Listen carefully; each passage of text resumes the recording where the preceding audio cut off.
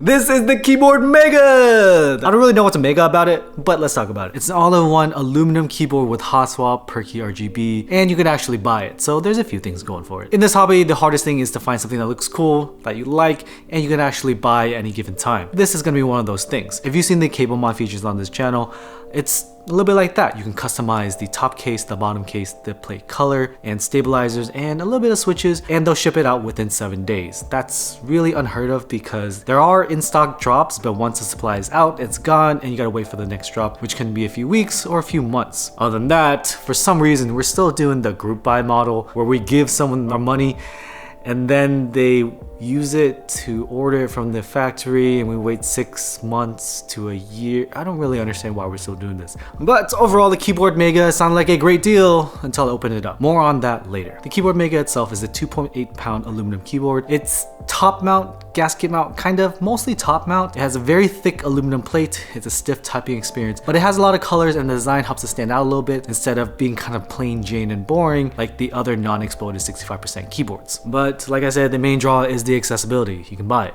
anytime, hopefully. And in the configurator, you can actually buy it with loop stabilizers. Are they any good? We'll find out in a second. And one of my favorite features of this keyboard is that it is 18 millimeters front height. Typically, keyboards are 20 millimeters front height, and this one's lower, so it's a little more comfortable, and you don't necessarily need a wrist rest. It is not the cheapest keyboard available, but it's accessible. At $278 shipped to New York, there's sub $200 keyboards, but you gotta keep in mind shipping.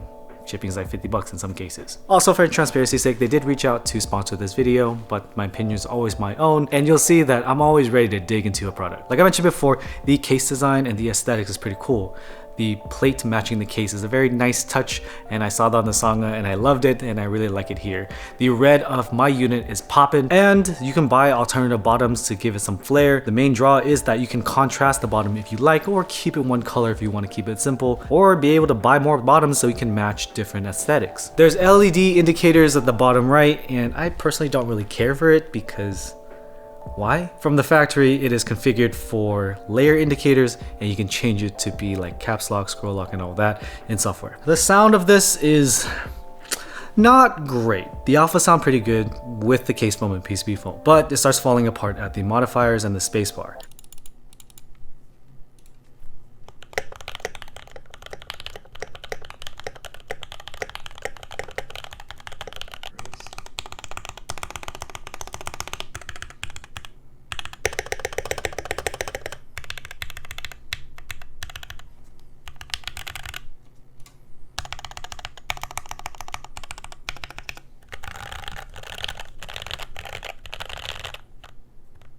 It's designed to be used with the case foam. The PCB foam is an add-on.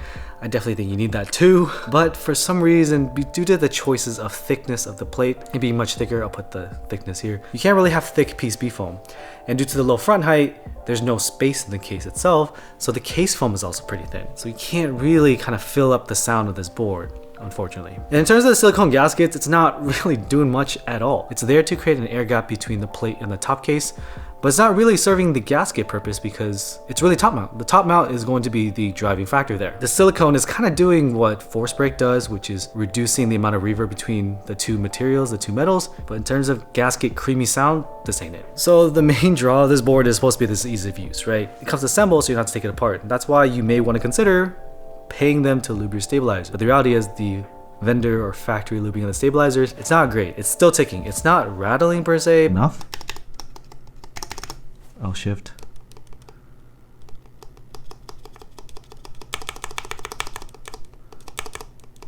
Yeah, these aren't perfect. It's not perfect. Let me try to grab a GMK bar and test.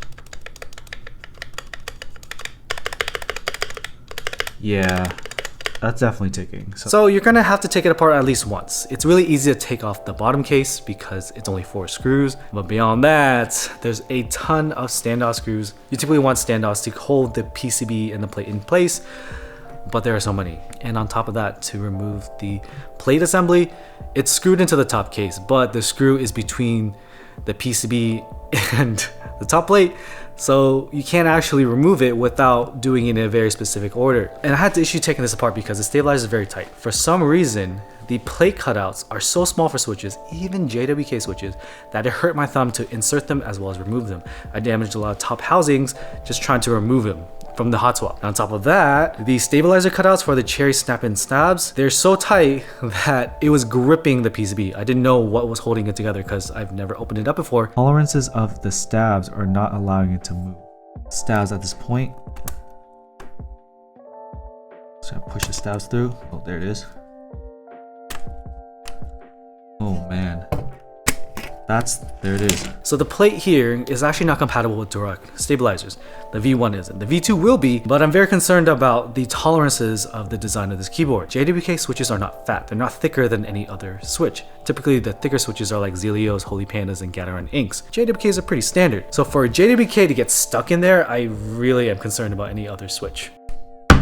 I'm using the strongest thing I have, which is the IC puller. So with all the screws to take it apart, it just makes it one, stiff because everything is kind of mounted together, and two, it makes it complicated. If you don't have to open it up, it's great, it's an all-in-one package, but it's not really configurable in a way that is easy to modify. And due to the fancy bottom case design, you can't even silicone pour it.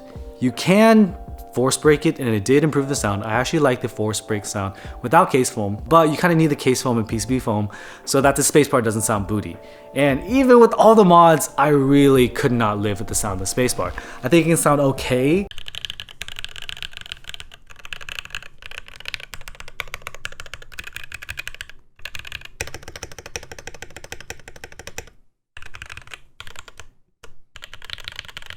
But one, it's already lubed, so I would have to use my own stabilizers.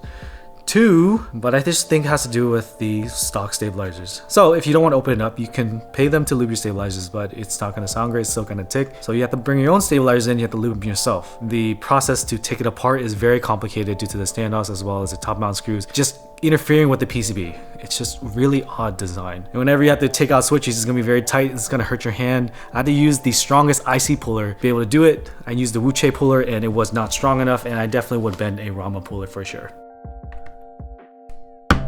But I also gotta mention, the Perky Rgb is cool. No matter how old I am, I'm always gonna represent the red, green, and blue. But unfortunately, the Perky Rgb is not showing at all. Like, typically there's some kind of glow around the keycaps, but the design here, especially with the plate being a solid color, there's nothing for the RGB to reflect off of. So typically keycaps are not shine through, they're covered. Yeah, I didn't really see any RGB. Overall, the supply and accessibility is gonna be the main draw, but unfortunately the top mount gasket kind of design doesn't really give us a gasket sound at all. It's a top mount, but on top of that, it's a thicker than normal plate, which causes a lot of issues, but it's also very stiff, and the sound is stiff. And the spacebar stabilizer is just, I don't really like the sound, so the thing that's left is the aesthetic. The aesthetic does look cool, precision German engineering, and the tolerances are tight, but perhaps too tight, so that it has issues with stabilizers and switches. And overall, my experience is kind of meh. At least you can purchase it. So if you like the look and you're willing to deal with the tolerance issues, and you're willing to deal with the stiffness, then it's a good option for you. But the competitors are gasket mount options at under $200. Of course, that's without shipping. Shipping from international sometimes can be 50 to 70 bucks. So it's only $20 or $30 more expensive than its competition, but then again, it's still only a top mount and not a gasket mount. So if you're really into gasket mount, you're really into that sound, that creamy, thocky, pea foamy sound, that's not here. It's gonna be a very dry top mount sound here. If they can fix the plate tolerance issues, and if they can actually improve the stabilizer lubing process, then maybe it can be an all-in-one package that no one has to open up. It can be used right away. And if that's the case, then great. But as it stands, its direct competition would be the Keycon Q2, KBD67 Lite, Icky68 Aurora. There's a lot of options coming to the market that are gunning for a kind of affordable 65% keyboard. And here, it feels a little bit too expensive for something for a beginner, and it feels a little bit unfinished for someone that wants a nicer keyboard. So it's kind of in a weird spot. Thanks for hanging out with me today. Thanks for watching the video. Let me know in the comment section below what you think about this keyboard, and I'll see you in the next one. Peace.